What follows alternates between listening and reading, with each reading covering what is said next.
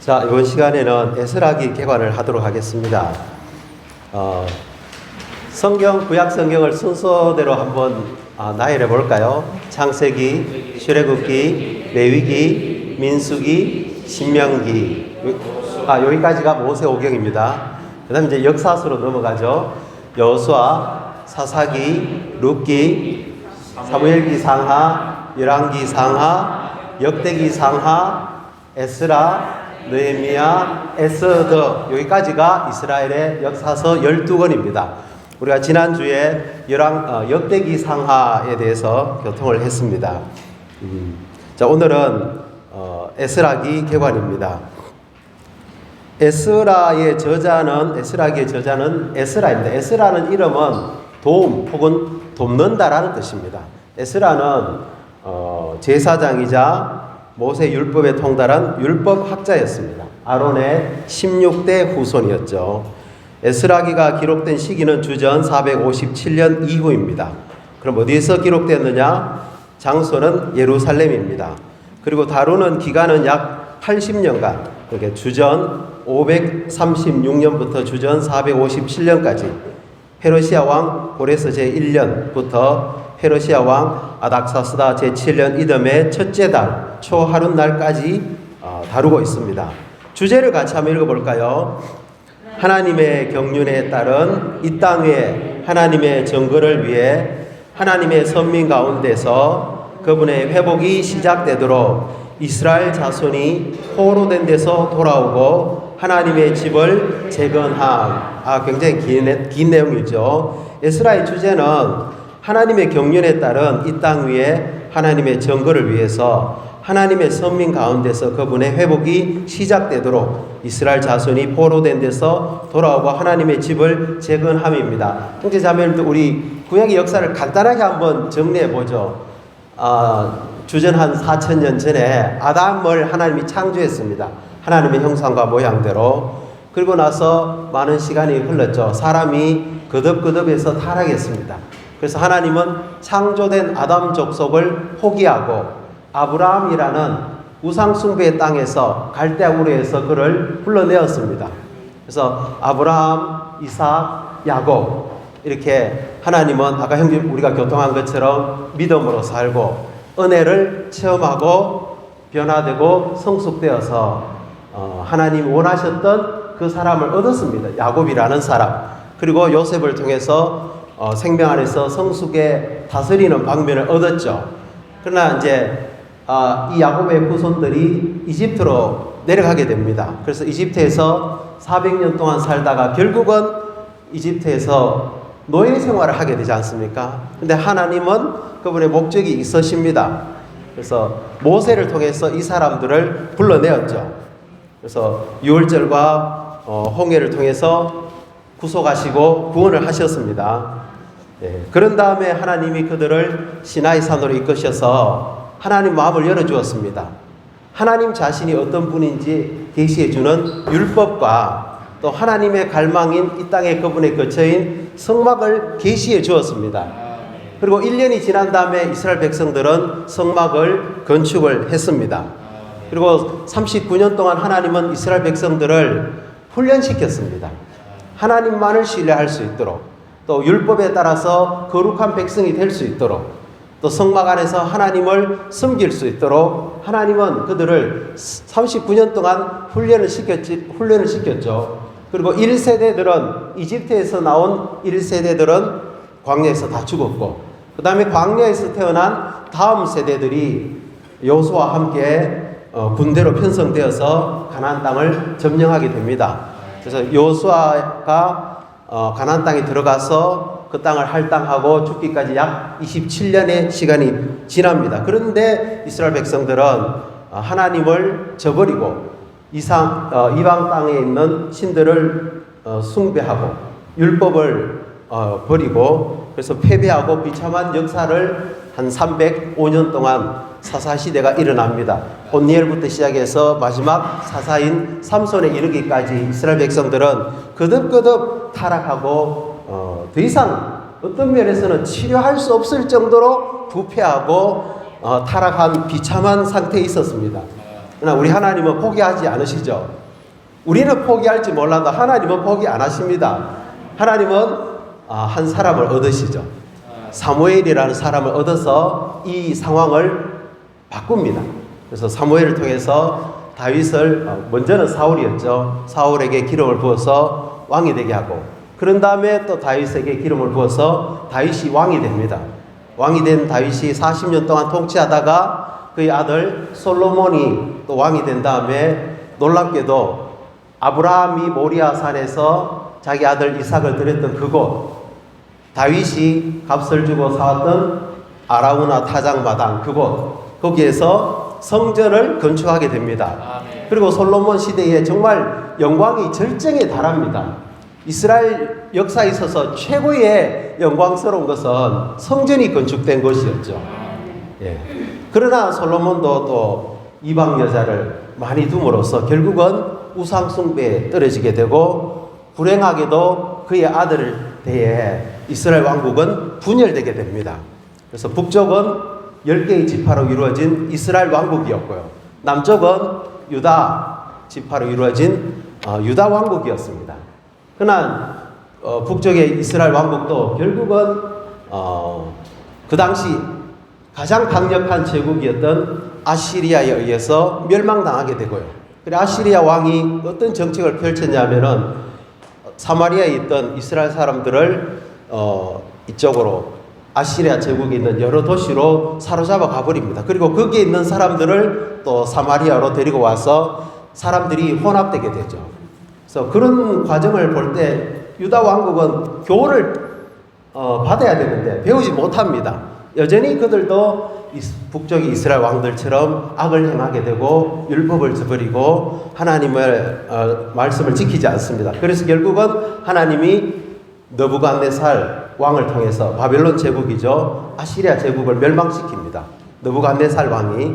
그리고 바벨론 제국이 출현하면서 이스라엘을 멸망시키고 예루살렘 성전을 파괴하고 성을 무너뜨리고 모든 사람을 사로잡아서 가난한 사람만 남겨두고 다 바벨론으로 싹 다 사로잡아 가게 되는 것이죠. 그래서 그것이 70년의 기간이 지나게 됩니다.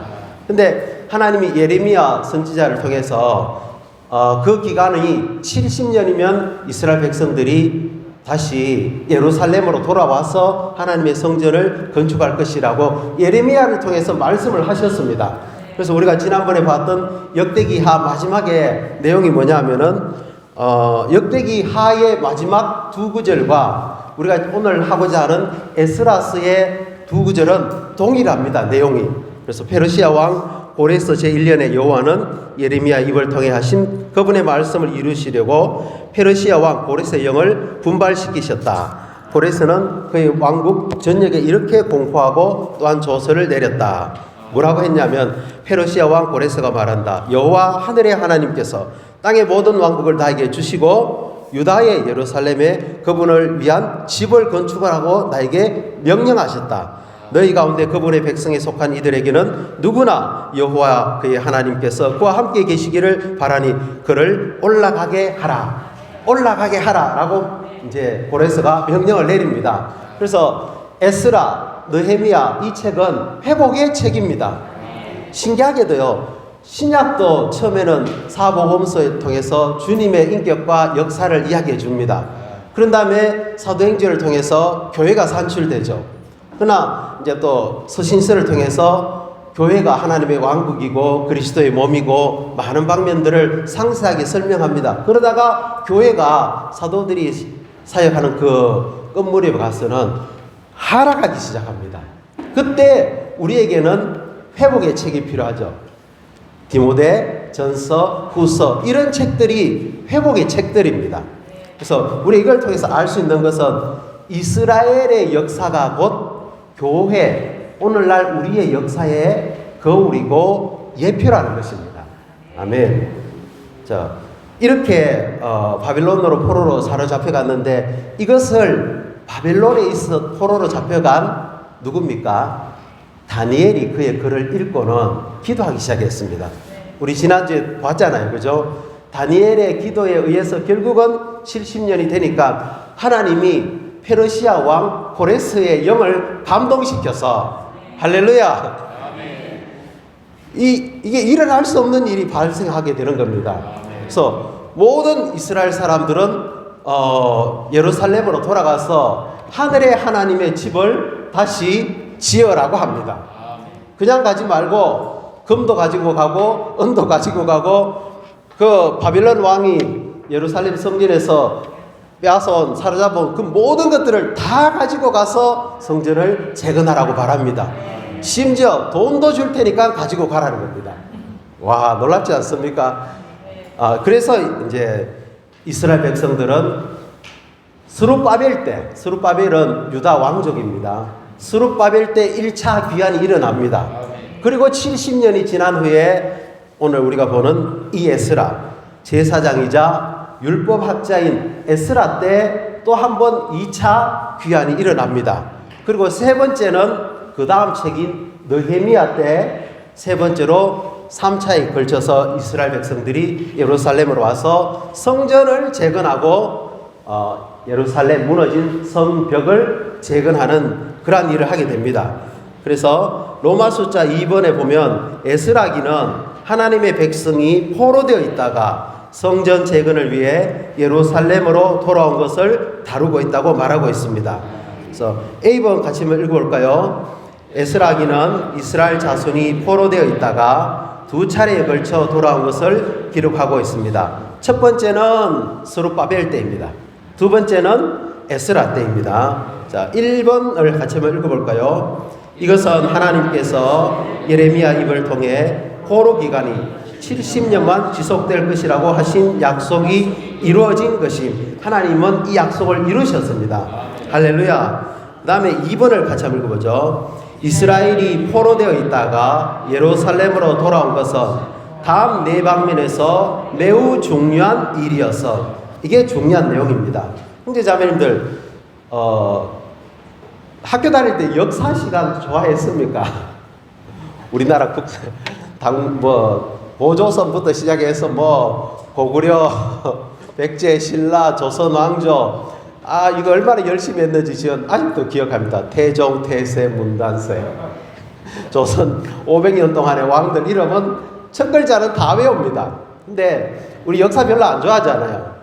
이스라엘의 역사 여호수아기부터 시작해서 역대기 상하를 거쳐서 이 역사를 우리가 공부하는 목적이 있습니다. 이스라엘 역사, 이스라엘 왕들이 우리하고 무슨 상관이 있습니까? 그죠? 그러나 이것은 하나님의 경륜 안에서 너무나 중요한 역사입니다. 그래서 이스라엘이 포로되어 있다가 예루살렘으로 돌아온 것은 네 방면에서 매우 중요한 일입니다. 이것을 형제 자매님들은 반드시 기억하시기 바랍니다. 자, 첫 번째 A번 같이 읽어보죠. 하나님께서 이스라엘을 부르신 목적, 곧 그들을 그분의 율법에 따라 그분의 증거로 만드시려는 목적을 회복하여서 하나님의 목적이 무엇인지 아시죠? 한 무리의 단체적인 사람을 얻어서 그분 자신을 표현하는 하나님의 재생산을 얻는 것입니다. 이 목적을 위해서 하나님이 사람을 창조했잖아요. 근데 사람은 실패했습니다. 그래서 다시 아브라함을 불러서 이 목적을 회복하기 시작합니다. 근데 이스라엘 사람들은 이 목적에서 또 완전히 빗나가서 이집트에서 하나님을 표현하기는커녕 노예가 되어버렸습니다. 그래서 모세를 통해서 그들을 불러내었죠. 그래서 하나님은 그들에게 특별한 걸 주었습니다. 뭡니까? 율법을 주었습니다. 율법은 십계명으로 대표되죠. 십계명은 하나님의 증거입니다. 성막은 증거막이라고 부르죠. 법궤는 증거궤라고 부릅니다. 뭘 증거하냐면 하나님이 어떤 분이신지를 증거해 줍니다. 율법은 하나님 말이 유일하다는 겁니다. 다른 어떤 형상도 만들지 말라는 거죠. 하나님의 이름을 거룩하게 여기라고 합니다. 하나님이 이스라엘 백성과 맺는 그 특별한 관계를 표시해주는 안식일을 거룩하게 지키라고 합니다. 율법은 우리의 근원인 부모를 공경하라고 합니다.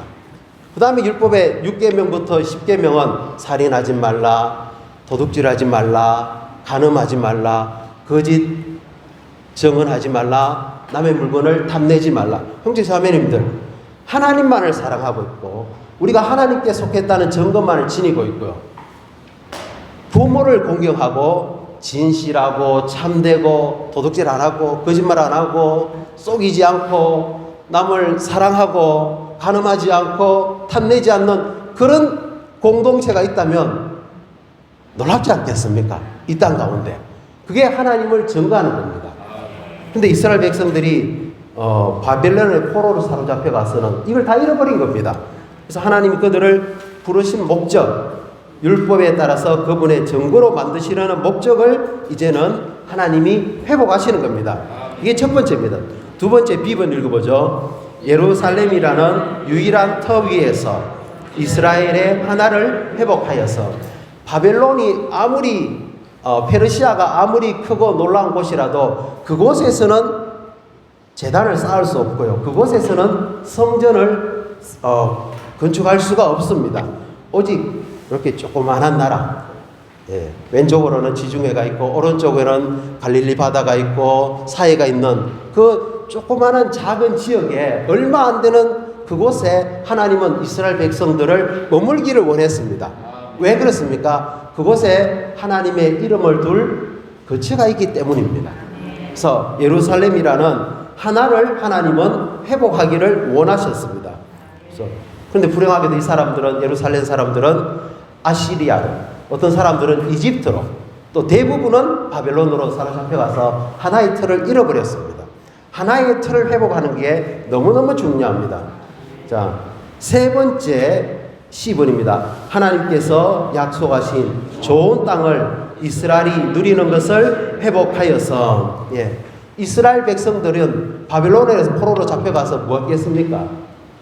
맨날 울었습니다. 시편을 보십시오. 우리가 거기서 악기를 연주하고 기쁨의 노래를 부를 수가 없다고 했습니다. 왜? 좋은 땅을 잃어버렸기 때문에. 그들이 기뻐할 수 있고 찬양할 수 있는 것은 좋은 땅에 돌아와서 그 땅의 그 모든 풍성을 누릴 때만 기쁨이 있는 겁니다. 형제자매님들, 저는 진짜 제가 교파에 있을 때 기쁜 날이 별로 없었어요.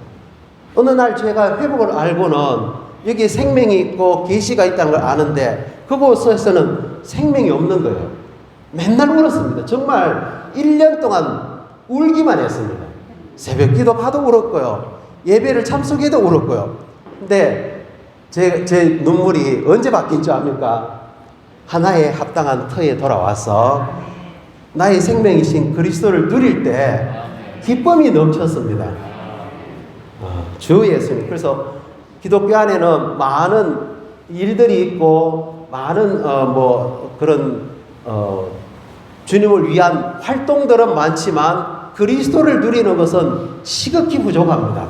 아멘. 자, D번입니다. 이게 가장 중요하죠. 이스라엘이 좋은 땅에 참여하고 그것을 누림으로써 하나님의 영원한 경륜이 수행되도록 사탄이 강탈한 땅 위에 하나님의 집을 건축하고 그분의 왕국을 세우시려는 하나님의 의도가 성취되게 하였다. 이스라엘 백성들이 포로에서 바벨론에서 예루살렘으로 돌아왔을 때 하나님은 집을 다시 얻게 되었습니다. 하나님은 왕국을 다시 소유하게 되었습니다. 아버지로서 그분에게는 집이 필요하고요. 왕으로서 그분에게는 왕국이 필요합니다. 이것은 사람의 동력이 필요한 것이죠. 그래서 오늘날 이것이 바로 하나님의 참된 필요입니다. 그래서 B번은 이 결론입니다. 같이 읽어보죠. 이러한 모든 중점들은 오늘날 교회 생활이 회복되는 것, 곧 바벨론에 포로되어 있던 상태에서 나와 하나님께서 선택하신 유일한 터인 하나라는 터로 교회가 회복되는 것의 예표입니다. 그 당시 이스라엘에게 있어서 바벨론은 그들을 사로잡아가는 강력한 나라였습니다. 그리고 그들이 예루살렘에 돌아왔을 때 사마리아에 있던 유다와 베냐민의 대적들이 있었습니다. 그들이 성전을 재건하려고 할 때 그들이 와서 이 성전 재건의 일을 방해했습니다.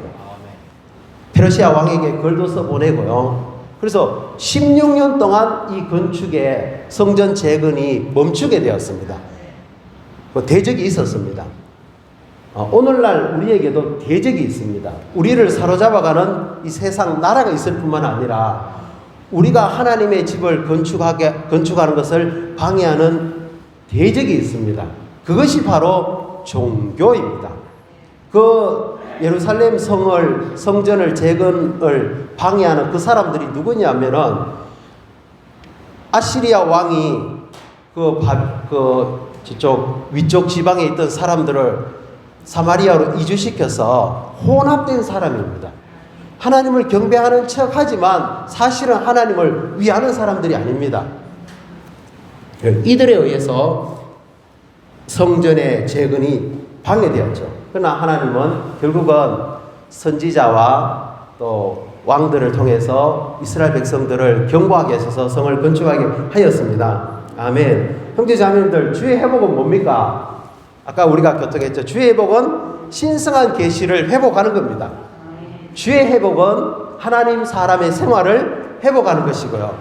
주의 회복의 또 큰 항목은 뭐냐 하면은 하나라는 터로 돌아와서 합당한 교회 생활을 실행하는 걸 회복하는 겁니다.